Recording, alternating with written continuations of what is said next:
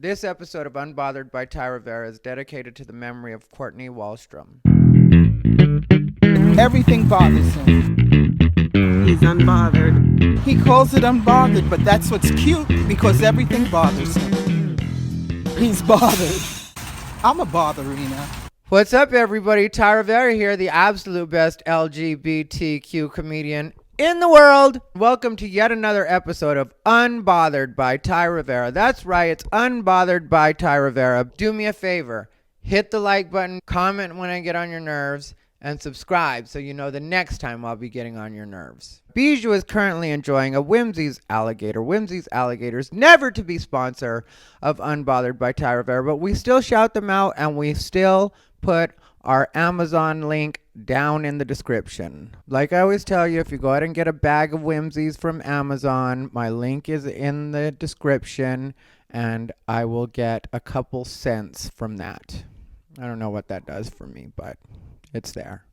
And I've got this pimple. Well, it popped tonight, and it's bad. And I'm trying to work through an injury right now, you guys. You have to understand. There's an injury that's happening right now. I'll explain the thing about Courtney Wahlstrom later on. Right now, the thing that I have to talk about first is obviously the election. Everybody's worried about the election or thinking about the election, what's going on. Last night we had the biggest cliffhanger in the world. I had eaten a bunch of Taco Bell, which I shouldn't have been eating, but you know, it is what it is. I was stressed.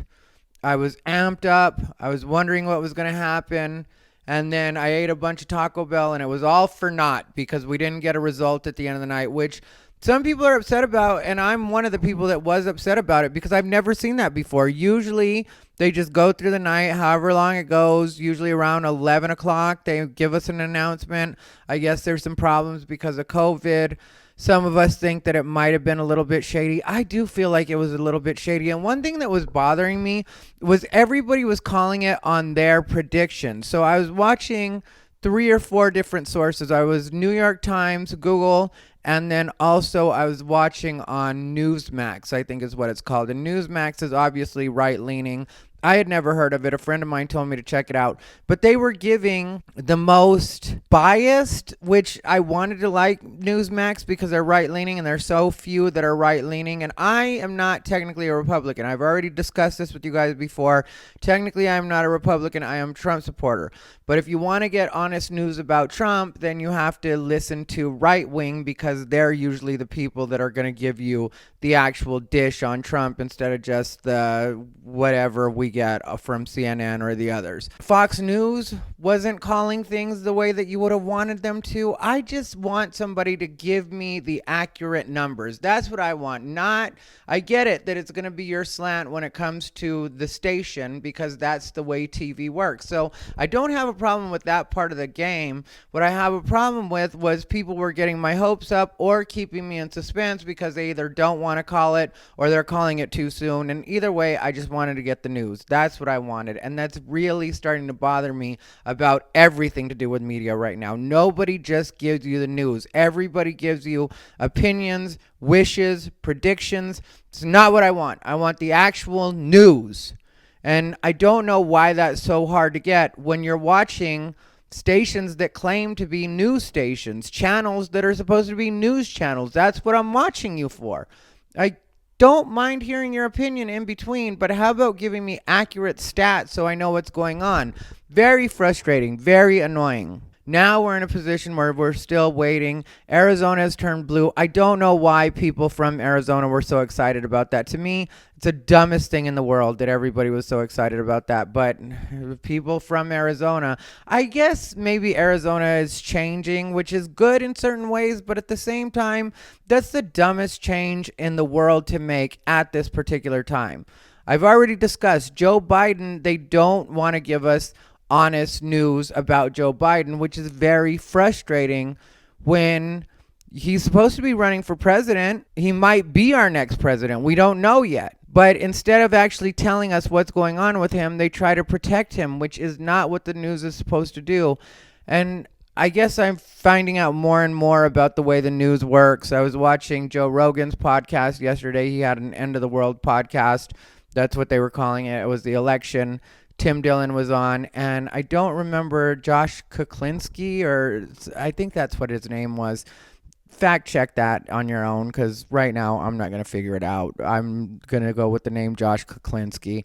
And he's talking about the news, and he was saying that what they look for in reporters is reporters that aren't going to push too hard, reporters that are just going to kind of softball it when they need them to softball it. And I was always under the impression that reporters were supposed to question the president. That's why I don't complain about people pressing Donald Trump.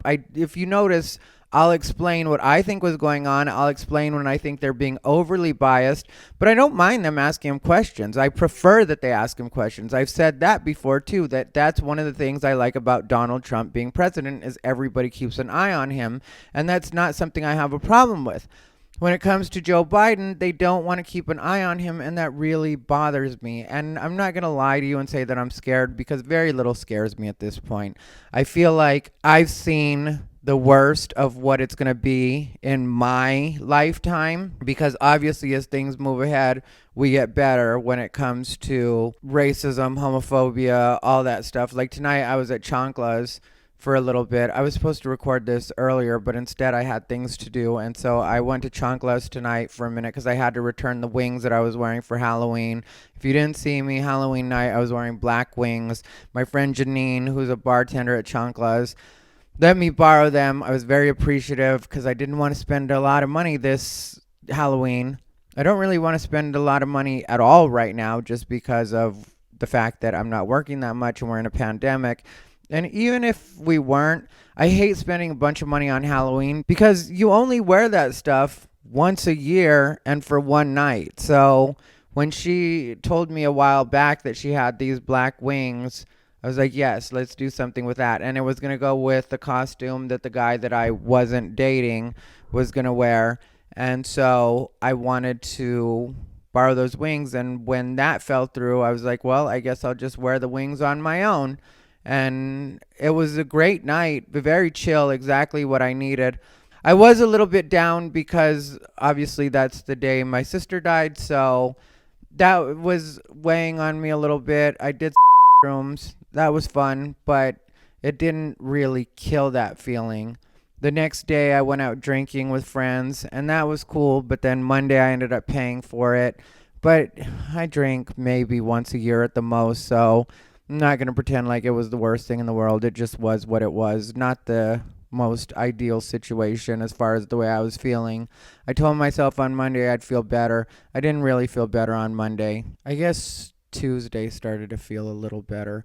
Monday I was still just down though. I had my sister on my mind, so but I was talking about having gone to Chancla's, and while I was there, people were talking about the election and that kind of stuff. And while I was there, what surprised me was there's this guy that's kind of rough, biker looking guy, but Latino, and he was talking about how he had gotten uncomfortable because the comedian that was on stage was doing some stuff about gay people, and he really doesn't appreciate that because he supports the gays. And he was the kind of person that you would look at him and never expect him to be supportive of the gays. But that was where he drew the line. He didn't appreciate the gay jokes. And then he let me know he had a lesbian daughter, and he had liked my comedy from before, so he was talking to me earlier in the night. So this was just a continuation of our conversation. And that's the way the world is right now. A lot of people are very open to LGBT in general. A lot of people are very open when it comes to race. I don't feel like we have the problems that most people think that we have, like when Donald Trump's numbers were doing so well, when he was overperforming, as they would say. Like people were really pushing well, I guess that much of the country is racist. And it's like, no, that's not what it is. It's that you picked a bad candidate, and the left is overly sensitive and pushing this narrative on us all the time that everything is racist, transphobic, homophobic, and it's not. It's just not the reality of the way things are right now. Yes, every once in a while people are going to disagree with you. That's the way life works, and it's probably never going to change. There's always going to be some people that think differently than you do, and that's something you just have to live with. I don't know where people got this idea The younger generation has this idea that everybody has to agree with them. Everybody has to go along with their thinking. And it's just not the way the world works. And if you're going to continue to think that it's racism, you're as bad as the comedian that constantly blames the audience, which as a comedian, I will tell you that you never grow that way. You never expand your audience. You never get better at what you're doing, because instead of thinking about what you could be doing differently, since you're supposed to be the professional, instead you blame the audience, and you're not going to get better that way. And it's the same when it comes to politics. It's the same when it comes to everything else. You can't change the entire world. What you can do is change yourself. What you can do is get better at your messaging. What you can do is get better at being more tolerant, since tolerance is what you want from everybody else. That's how you can help yourself. Not by this stuff you're doing where everything has to be because people are just evil. People aren't evil. People are actually greater than ever, and I mean that when I say it. I really do feel that way about people. I really do feel that way about the world and the country that we're living in. People are always getting better. People are softening. People are starting to understand that you have to be more sensitive to certain things. But at the same time, you're going extra hard in your, I want you to think this way. I want you to talk this way. I want you to vote this way. And it's not going to work out well for you. I know right now, because of the situation that's going on with the election and Joe Biden doing better than, well, I wouldn't say better than they thought he would. Technically, he's doing worse than they thought he would. People thought this was going to be a landslide, and it just hasn't been. So I know that you thought the world was going to change to be completely the way that you wanted it to. And I know you think that if Joe Biden wins, it's going to be completely the way you want it to. But you're in for a rude awakening, because that's not the way things are going to work out. People are still going to continue to disagree with you, even when Joe Biden is in office. And I hate to tell you, but I think Joe Biden is even going to disagree with you once he's in office. I think he's going to go somewhat rogue as far as the rest of the Democratic Party goes, because Joe Biden has never been that guy.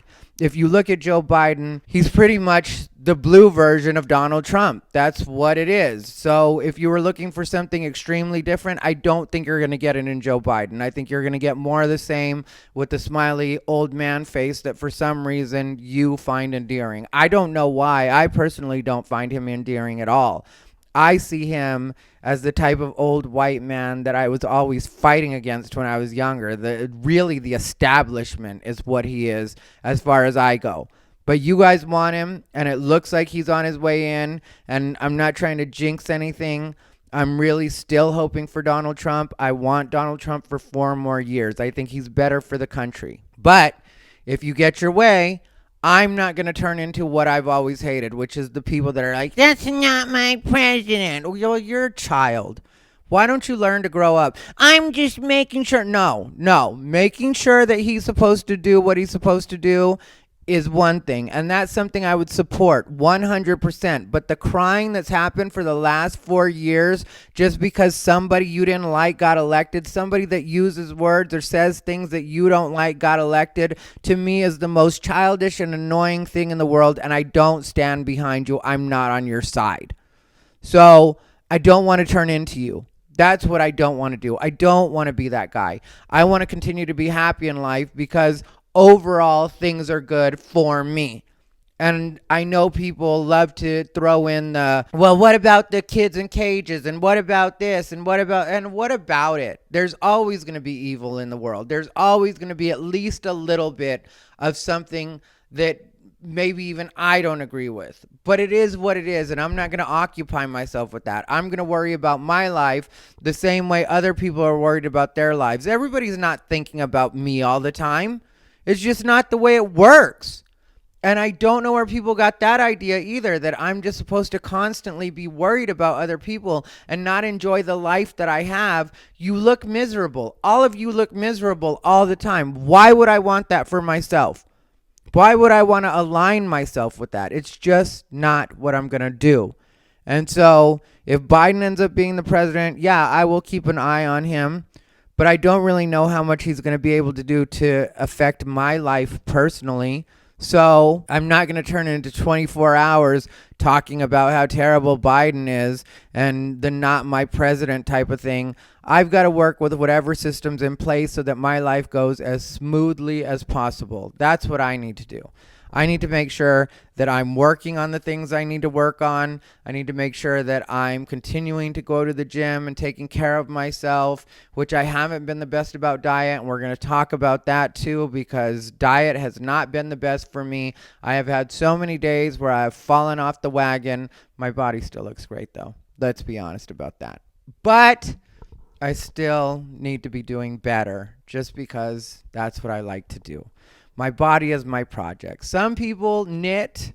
I work on my body. So it is what it is. And that's something people will try to shame you for too, especially when it comes to the holidays. I do a lot of having to shut people down when it comes to the holidays. And I would recommend you do the same if you're a person that's trying to be on your diet, if you're trying to make some changes, if you want to go into the new year looking the way you want to look instead of making that a resolution. Do that and don't listen to people, because people will try to shame you throughout the holidays. Oh, you should eat some of this. Come on, it's just one. No, one is how you get completely thrown off your diet. That's what people don't realize. When your body looks the best, if you really make that your mission, if you decide that you want your body to look a particular way, you do have to be vigilant in the way that you eat. You do have to be aware of the calories that are going in. I tell people all the time, MyFitnessPal, that's the best app to get on your phone and just get an idea of how many calories you're eating. You can also figure out how many calories you should be eating to hit a certain weight by a certain day. For the most part, that does work out really well when you stick to it. And you don't have to track food for the rest of your life. It's just a good idea to do it at least in the beginning, and do it quite consistently, or as consistently as you can in the beginning, so that you can see what it is you're consuming within a day. And be honest with yourself. Log everything you can remember to log. Just log it as you're eating. It's got a huge database. I'm not at all sponsored by them. I don't get any money from this, so I'm just telling you as a hookup, because it's been a very valuable tool for me. There's a free version. There's a paid version. I used the free version for a long time. The only thing the paid version is good for is if you want to track your macros. If you're not familiar with macros, those are how many carbs you're having, how much protein you're having, how much sugar you're having. A lot of that gets tracked in the regular version, the free version as well, but it's not tracked as easily, it's not as convenient, and it's not tracked as accurately, because there's a way that when you get the paid version, you can turn it sideways and you can see per meal what you're having instead of what you've had overall, which is the way it works when you're on the free version. But throughout the holidays, people will try to keep forcing food on you, and family will try to shame you. Oh, what? You think you want to be super skinny now? You're anorexic? You don't eat? This is stuff you hear all the time when you're watching your diet. And it's the most frustrating thing ever, because that's not the reason I'm not eating the way I eat to shame you. I don't care how you eat. I hope you enjoy yourself. If I'm related to you, then I'm related to you. I'm not trying to f*** you. So it's not like I'm trying to be skinny for you or I need you to be skinny for me. So really, there's no conversation to be had. And I shut those down so fast now. And I'm so aggressive in the way that I do it. Speaking of aggressive, I had somebody talk to me the other day about, or comment on the video that I did where I talked about Trump supporters having to be more aggressive. And I know that people will try to push their idea on me of the way things should be, because they were like, well, I'm from the left and I live in Texas and people are mean to me, so should I be more aggressive? You do whatever the you have to do. That's the way I feel about it. I don't know where everybody got this idea that I'm telling you how you're supposed to act. I'm telling you why it is people behave the way they behave from the other side, because that's the side that I'm seeing things from. That's the side I've been seeing things from for the last several years now.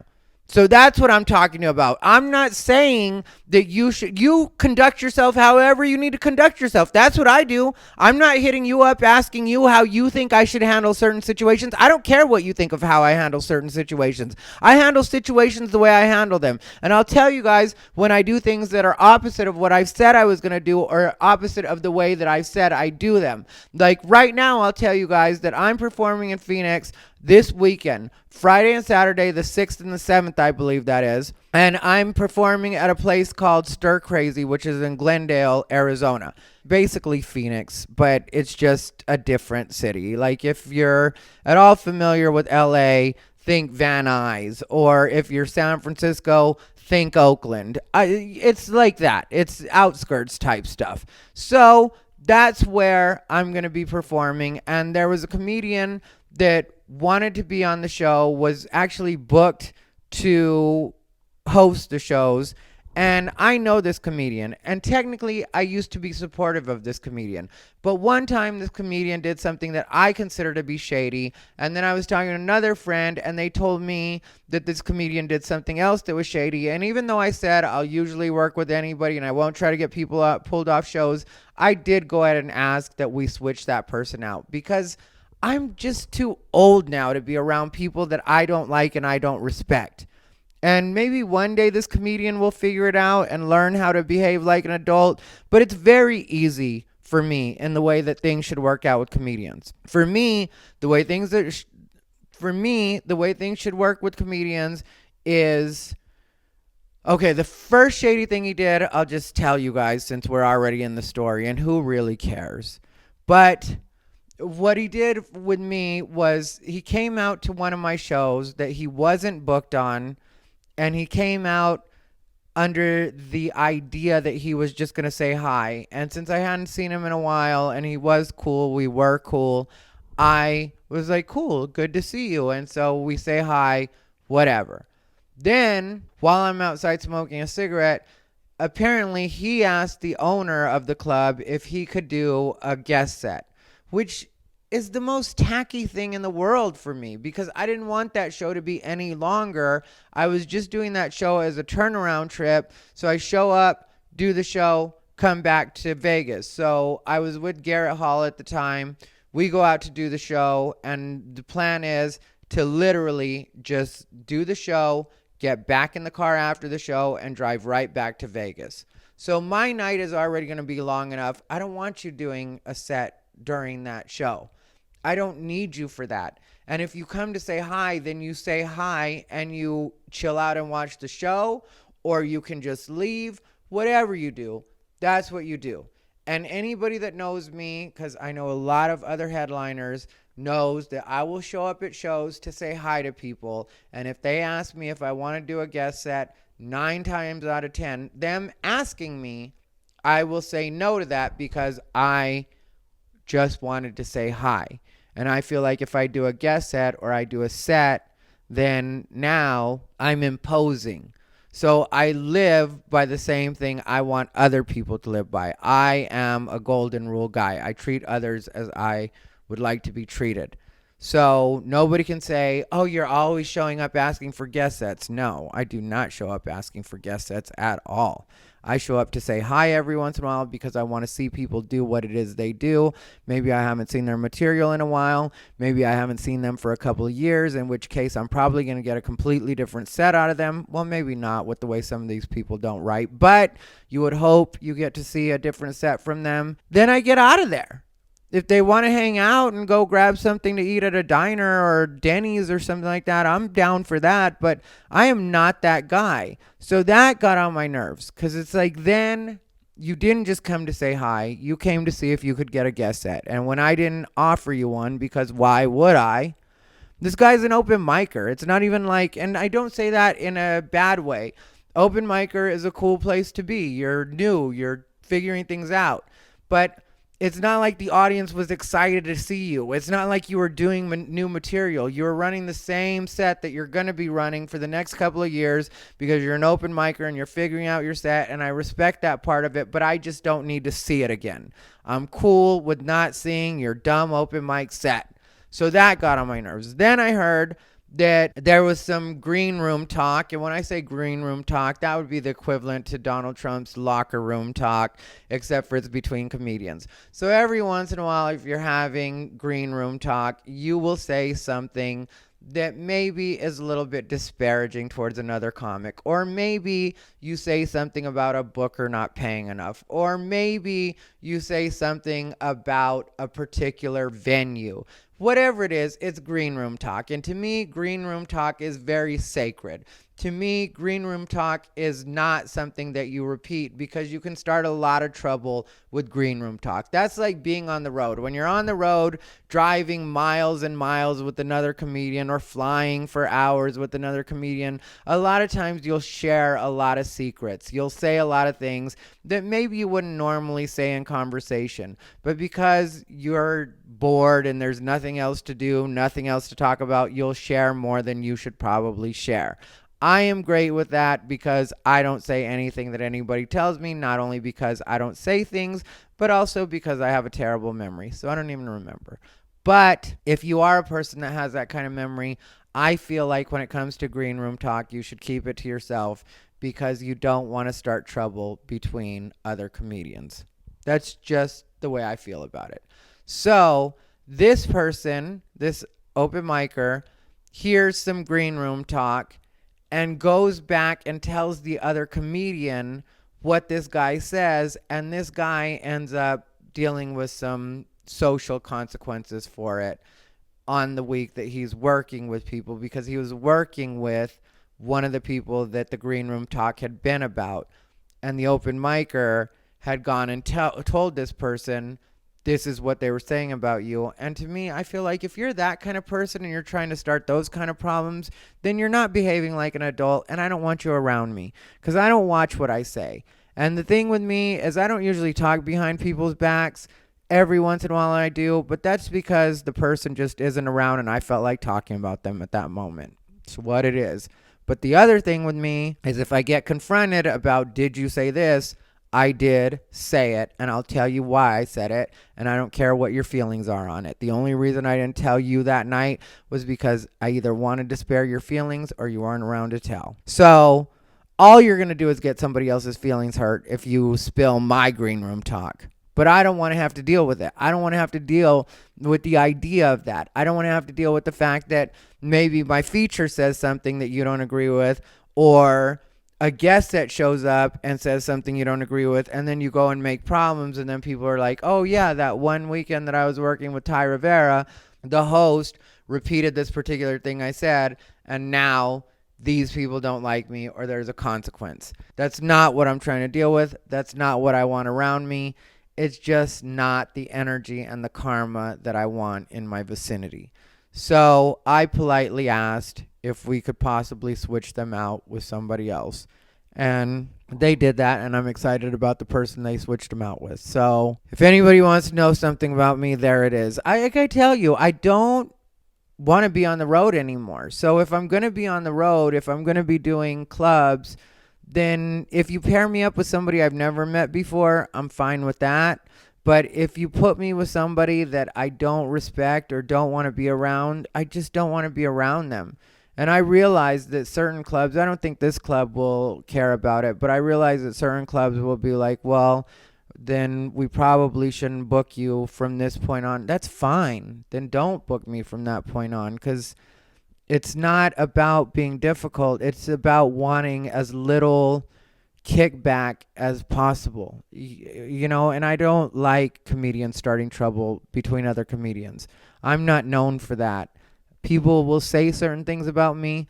That's not one of the things people say about me. I am not that guy that's starting trouble between comedians, because we all have enough going on. We all have enough on our plates, and as comedians, sometimes you just want to talk. Sometimes you just want to vent. Sometimes you do want to say that you don't think somebody's particularly good or particularly funny, or they're not your taste. And I may not feel that way about that person at all. I may not agree with you even a little bit, and I might say that, but it'll all be within the conversation that we're having, and it'll all stay for me within confidence, within, why would I tell anybody? Why would I want to put that energy out there? So that's why I did that, and I'm not going to apologize for it. I'm not going to say that I feel bad about doing it or I wish I hadn't done it. I feel like I'm making the right decision. And if anybody feels differently, well, then that's just on you. It has nothing to do with me. I'm telling you, I'm really not about other people's feelings on me and what I do, because I have so few feelings on what other people do, unless it's going to affect me, unless it could possibly affect somebody I like. And my feature this weekend is going to be John Carden, who's somebody I used to take on the road with me all the time. John Carden is my actual friend. So if you make problems for John Carden, or something ends up getting back that John Carden said, I'm going to take that personally, just in the way that, why did you make trouble for my friend? We're all trying hard enough to just stay working, stay doing what it is we have to do. I have so little time for drama these days. And I say stuff like this, but it's also because really, what's the consequence going to be?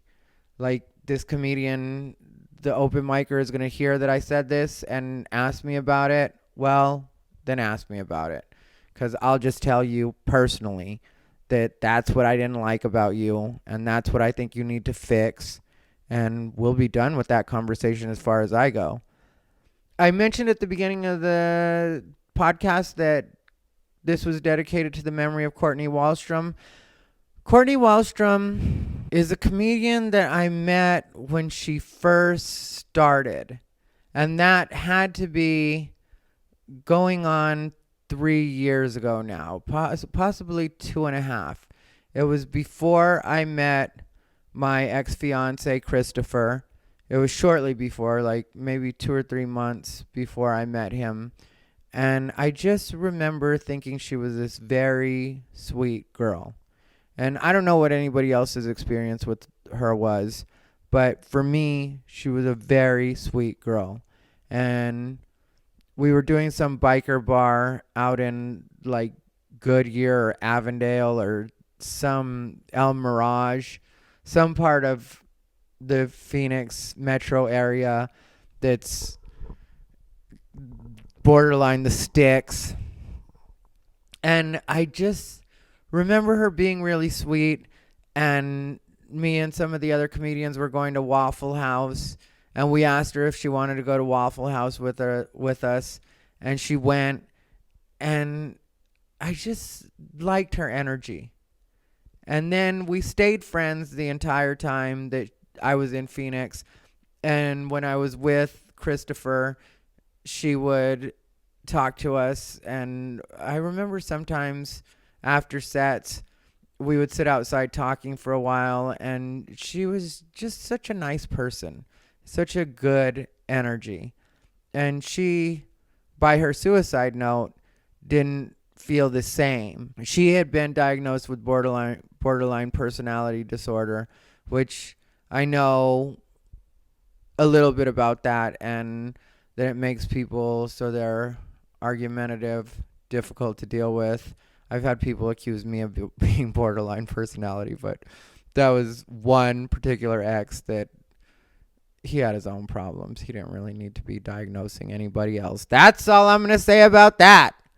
I was super in love with him too, though. But I told you guys already, I don't spend time with anybody that I'm not in love with. And when I'm really with somebody, I fall so in love with them. So but we would argue over, in my opinion, actual things that you definitely should argue about, like he was up a lot, and he was a grown man. We were the same age, so it wasn't like I was dealing with some young kid that didn't know what he's doing or how he's doing it. When you're driving with no license, driving with no insurance, I don't know this, then all of a sudden you get pulled over and it turns into this whole thing, and you had been in prison before, so there's also the consequences that could go with that, and it could have cost him his job, and he had a good job, and he was building a good life, and we were actually together.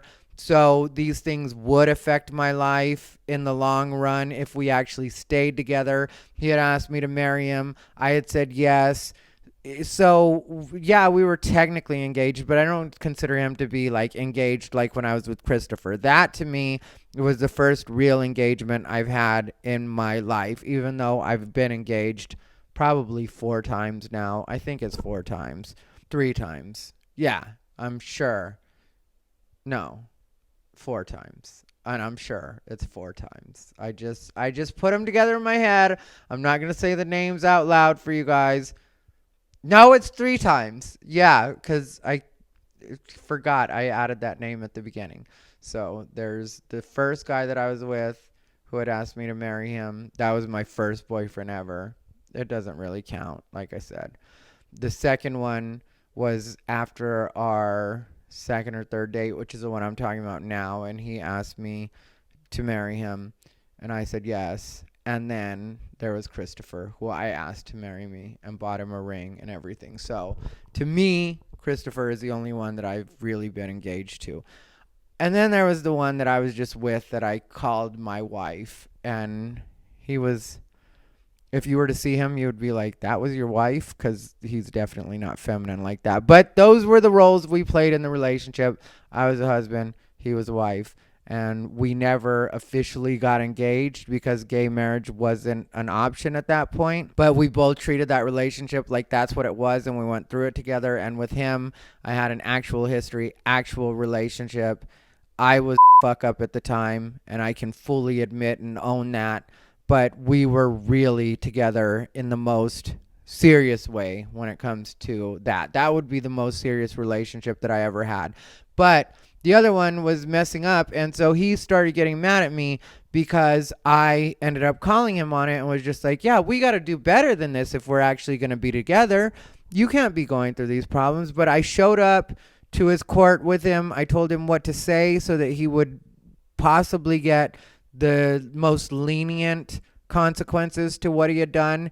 And it worked because I told him, I gave him the best advice, and anybody that knows me knows that too. When it comes to you being in trouble, when it comes to you needing a little bit of help or a little bit of advice, in case you can't tell, I'm very well spoken. And I know people think of me as trash, and I even say I'm trash sometimes because I kind of am trash. But when it comes to dealing with people, when it comes to talking to people, when it comes to handling myself, I'm really good at that part. So when I'm dating someone and they have a question or they need to know how to work something, I can usually tell them how to get the best result. And with him, boy, did I get him a really great result. And I just told him, just be completely honest with them and tell them that you're getting your life together. And there was just a lapse in the way things went on, the way that things happened. And this is what it is. And you're very sorry, and you'll do anything that you have to do to correct the situation. But if they can just go as easy on you as possible because of your financial situation, and you know what you have going on, so just take it from there. Add your touches to it. You add the bells and whistles. I just gave you the basics. I gave you the outline. You fill in the rest. And so he did that. And I showed up to court with him because he really did think that he was possibly going to end up getting some jail time. That didn't end up happening. He's doing really well for himself now. And I'm very proud of him. That relationship ended up dissolving because it just didn't work out. But anyway, when me and Christopher were together, Courtney was just, you know, I would really say she was my friend. You know, we didn't hang out all the time. We weren't phone friends. But when we'd see each other at the open mics, at the shows, she ran a show called The Bro Show. I would show up and support that all the time. She asked me for a bit of advice when it came to stand-up, which that's one thing a lot of people don't really think about me for, even though I've been really good about that. I give people a lot of advice. I help a lot of people out. So I gave her the best advice that I could give her when it came to doing stand-up. I would encourage her not to worry about the guys because sometimes guys would try to pick up on her or be slightly creepy. And that's one thing that I still feel bad about for her. She had an incident where she was basically, well, let's not use basically. She was date raped, and it was by somebody on that particular scene and in comedy. And it was a true violation of her trust where she had been drinking and ended up waking up with this person on top of her. Well, came out of a blackout, you know, or being passed out with this person on top of her. She detailed it in a Facebook post, and nobody cared. Nobody paid attention. And I really feel like that was a part of what broke her. And not just the fact that it happened, because I've been in the situation and nobody believed me. Nobody wanted to hear me. And for me, I'm a different kind of person. So I just moved on. But with some people, it really does just drive them over the edge. And I don't feel like it's the act that drives them over the edge. And I'm not trying to discount the act. I'm not trying to excuse the act. Rape is terrible. Rape is a terrible thing. But when you go through something like that and then nobody believes you on top of it, that will really hurt you in some cases. And I feel like maybe if you have other things going on in your head where you feel like the world doesn't value you, and then something like that happens, that further enforces it. Just the act itself further enforces it. And then when nobody believes you, and even the people that believe you don't care, I think that can make you really feel like, okay, well, I don't matter. And like I said, she, in her suicide note, said that she has a lot of problems and she's considers herself to be, like, I'm paraphrasing here obviously because I don't have the note in front of me, or she did an essay, I think they're called, is the way you would phrase it, when a person posts something on Medium. I think it was Medium that she posted it on, and that's where her suicide note was. And she had she scheduled the post so that it would happen, it would go live after she had actually died.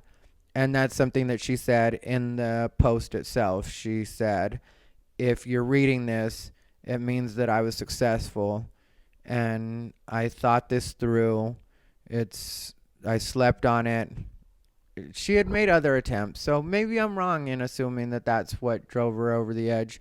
She had made other attempts, and she would do jokes about it on stage. She wasn't at all private about it, which is one of the things that I respected about her. One of the things that I appreciated about her stand-up was that she was so open and honest, and she was able to make it really funny. And I feel like if she had gone on longer, then she really could have had a shot at doing something. But life sometimes just comes at people too hard and too fast, and they end up where they end up. So it is what it is, and I will miss the opportunity to see her because I hadn't seen her since I had been gone.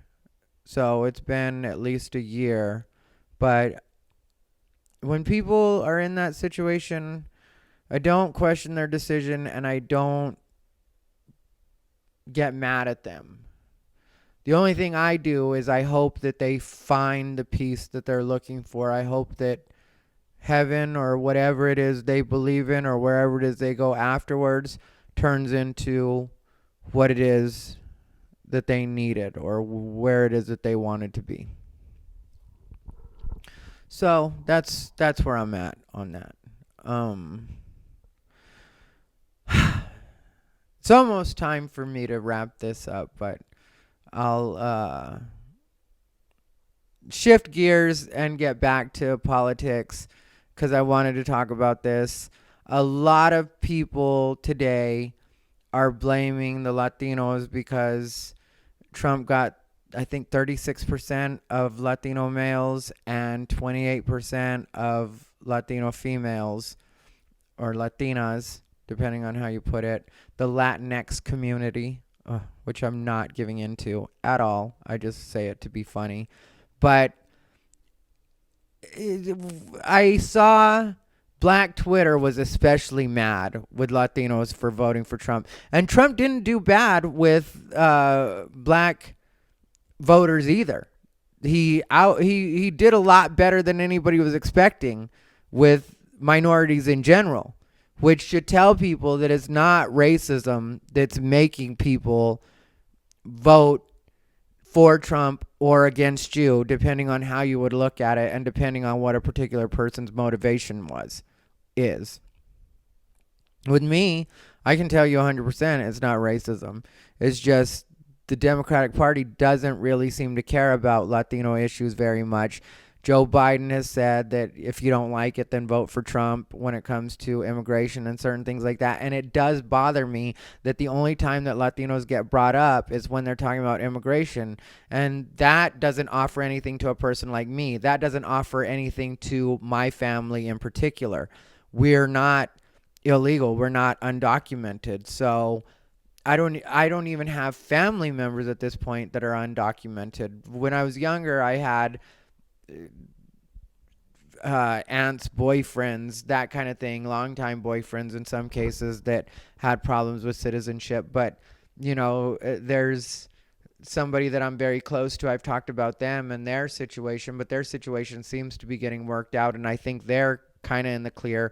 So I'm hoping that gets better for them, but that's not the only issue when it comes to Latino community. So when you act like that's supposed to be good enough for us, just the fact that you're claiming that you're going to give a path to citizenship, great, but that doesn't necessarily address the Latino community in general. And you can't just play Despacito and think we're all just going to be mesmerized and start dancing and like, oh, now we're voting for Biden. No, that's not the way it works. And when it comes to the black community specifically, I know I personally and other Latinos have tried to talk to them, different members of the black community about their messaging or the way that they say certain things or certain things that we don't necessarily agree on.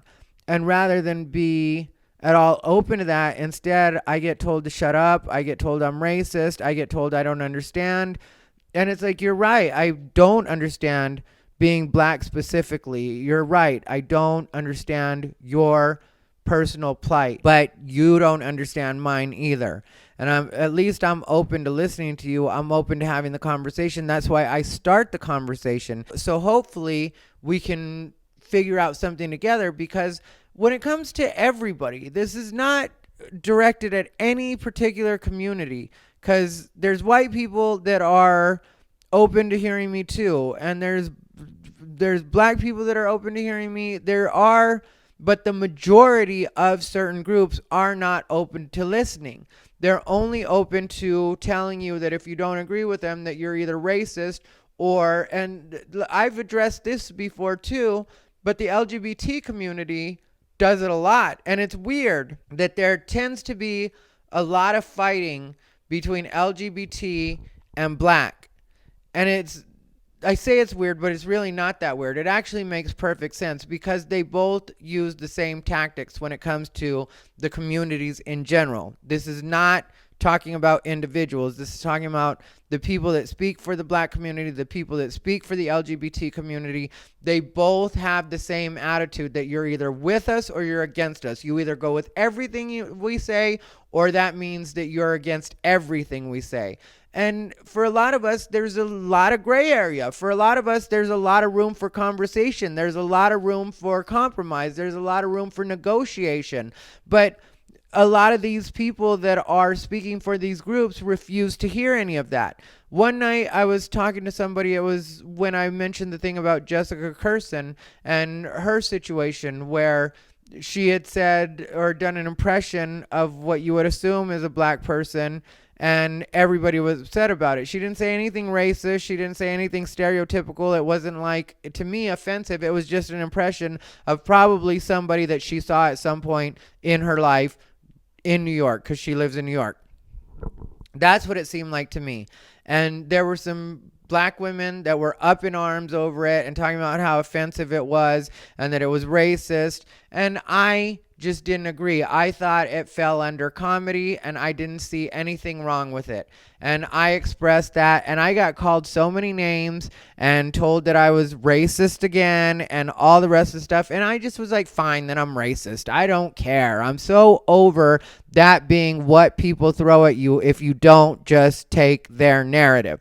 So if that makes me racist, that I don't care about that and I'm not going to make that the biggest thing in my life, then that makes me racist. But you don't know how to communicate. You don't know how to actually make your case. If you were able to tell me why it is you think that's racist and why it is people do impressions of Mexicans all the time. Even when people talk about my parents, I've had people meet my parents. My parents don't have an accent at all. Neither one of them. My dad speaks, well, both of them are fluent in Spanish. But even my mom will tell you my dad is better in Spanish than my mom is. My dad can speak any type of Spanish you want to speak. If you speak really slang type street Spanish, he's really good at that. If you speak really proper business Spanish, he's really great at that. My mom is Chicana, which is Mexican American. My dad's first generation here, so his family was, closer to my mom's side is indigenous. I think we've discussed that before, which is the other place that it gets tricky because people don't realize I don't have to just go with your version of what racist is because I'm also a person of color living in the United States and I'm indigenous. That's my family. My mom's side is actually from Arizona. Arizona became a state in 1912. Her family is already planted there. So my mom jokes that they were there when they bought the land, which is true. She jokes the way that she puts it, but that's what it was. She's one of the, we didn't land on Plymouth Rock. Plymouth Rock landed on us. That's my mom's side of the family. So when you take that into account, it's like you can't come at me the same way that you're going to come at a white person. It just doesn't work. I don't have white guilt because I'm not white. I didn't enslave anybody. My ancestors weren't enslaving people. I don't have any white blood in me. None. I'm not even a little bit white. Some people are like, well, my uncle on my blah, blah, blah. No, that is not what I am. I am full on Mexican.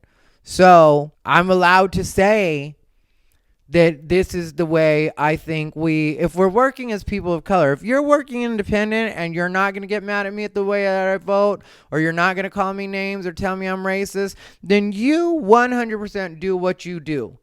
But if you're trying to lump me in as a block with people of color, which I think a lot of people get confused with that, there's nothing wrong with referring to all minorities and using the umbrella people of color. But then you break down further and then it becomes like, black, and then it becomes Latino, and then you break down further, and then when you come to black people, you've got Caribbean, you've also got Jamaican, you've got the different types of black people. Then you get to the Latino side, you got Mexican, you got Puerto Rican, you got Cuban. Like there's so many different like subgroups when you're dealing with any or either. So when you're trying to lump me in as I'm supposed to be part of this movement that's people of color, or BIPOC is the other way now that they say it, which is Black, Indigenous, People of Color, then now you're trying to make me part of this whole group, which I'm fine with. I don't shy away from being a minority, obviously. It's what I'm talking about right now, and very openly. So it's not like I don't accept that. It's not like I think I belong in the white category. But if you want me to be part of your group, then you have to accept that my having a differing opinion doesn't suddenly turn me into the enemy. I can't go from being part of your group to being the enemy just because I happen to have an opinion you don't agree with, or I want to look at things a different way, or I want to ask a couple of questions. The reason I ask people questions is truly to get their input, to get their feedback, to be able to get a better idea of what their perspective is, because I don't know everything. I don't pretend to know everything, especially when it comes to other people of color. That's why I'm so okay with people acknowledging that I'm something different, because to me, that's the way we really get to know each other, is by actually acknowledging that there are differences. There's nothing insulting about that to me at all. There's nothing at all that's now making me feel like I'm somewhat alien to you. It's a good place to start, to just be honest enough to say, I don't know everything about you. I don't know everything about you, not only because I didn't grow up in your culture specifically, depending on what part of the country you're from, and even what in particular you are, that could change the way that you were raised. So to look at you and just be like, oh, my best friend is black, so you're clearly the same as her. No, you might not even be from the same kind of family she's from. You might not even be from the same tax bracket that she's from. Economically, you could just be different. So I'm not just going to look at you and assume that you're a particular type of person, or that we're the same just because we're people of color. It does give me a little more insight to what your experience has been being a person of color in the United States. That's something I can relate to. But what if you grew up somewhere else? All of these things change is what I'm getting at. So if I'm trying to get to know you, if I'm trying to ask some questions, if I'm trying to see why you're offended and maybe I can understand or why you say things a particular way, then cool, I get that. But I'm not going to have anybody tell me that I'm a terrible person just because I'm actually asking questions. I'm not trying to press you in a rude way.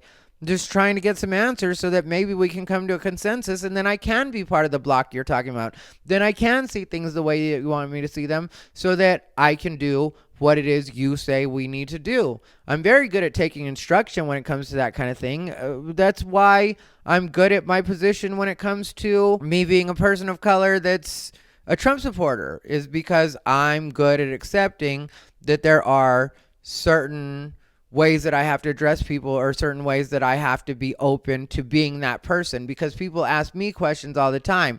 And I feel like if I want people to understand why it is I want what I want, then I have to be willing to answer the same kind of questions that I ask other people. So when politicians say like the "I'm glad you asked me that," or people in the public eye say "I'm glad you asked me that," that's the kind of attitude I have about it, except for I'm not being fake like a politician. I really am glad you asked me that, because it makes it so now I can better articulate what it is. And there is the urge, especially when I was first starting to be this way or turning into this person.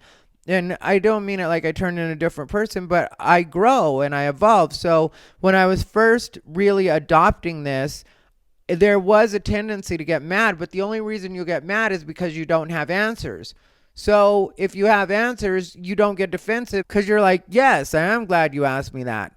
I would love to tell you why it is I say this particular thing. I am so used to that. When my thing is, if people are being condescending, if people are being rude, then I'll be defensive and I'll be kind of shitty with them. But if you're legitimately asking me, you actually want to know, I'm glad you're interested. Yes, let's talk about it. And that's what's missing right now from the people that speak for the black community or the loudest people in the black community. And then they wake up the next day to 36% of Latino men voting for Donald Trump and 28% of Latinas voting for Donald Trump. And you want to be mad at us. But the thing was, when we were asking you questions, when we were trying to be part of your group, when we were accepting that we were part of your block, you turned us away because you didn't want to answer. So can you really blame us, or should you blame yourself? Never mind. We're racist. This has been Thai Rivera, the absolute best LGBTQ comedian in the world.